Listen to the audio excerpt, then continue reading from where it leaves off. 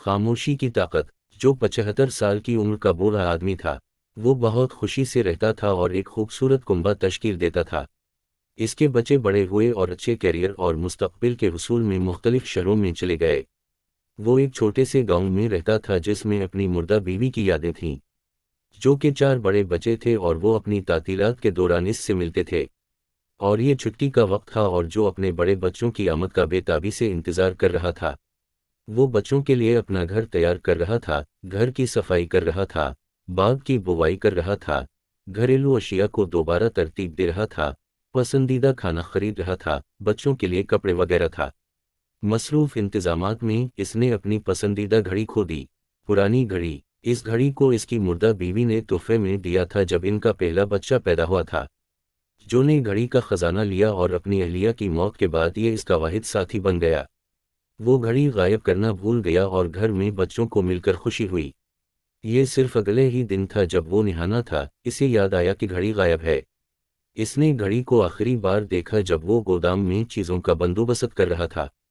وہ حیران اور بہت پریشان تھا۔ اس کے پوتے پوتوں نے اس سے پوچھا کہ وہ اتنا سست کیوں ہے اور اس سے پوچھا کہ اسے کیا پریشان کیا ہے۔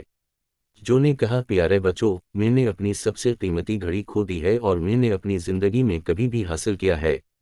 یہ آپ کی دادی نے تحفے میں دیا تھا اور میں نے گھر کی صفائی کرتے ہوئے اسے کھو دیا تھا۔ مجھے ایسا لگتا ہے جیسے میں اپنا دل کھو رہا ہوں۔ جو معصوم پر تھا اور بچوں نے اس سے وعدہ کیا تھا کہ وہ اس کی گھڑی تلاش کریں گے۔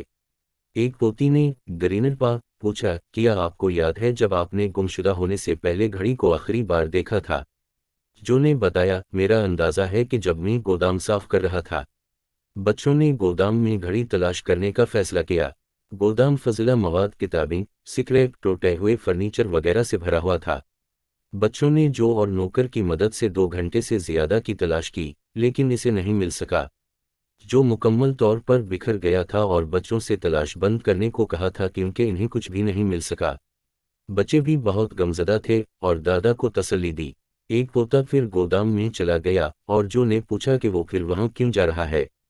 چھوٹے لڑکے نے دوسروں سے درخواست کی کہ وہ اس کی پیروی نہ کریں اور خاموش رہیں، جبکہ دوسروں کو بہت کم حیرت ہوئی، وہ اب بھی اس کی پیروی کرتے ہیں۔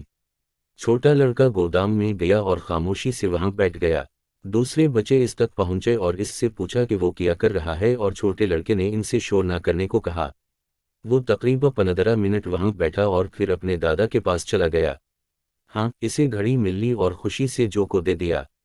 وہ حیرت زدہ تھا اور پوچھا کہ وہ اسے کیسے ڈھونڈ سکتا ہے۔ چھوٹے لڑکے نے جواب دیا، میں شور کیے بغیر وہاں بیٹھا تھا اور گودام اتنا خاموش تھا۔ کچھ منٹ کے بعد میں نے ٹک ٹک آواز سنی اور گھڑی پائی۔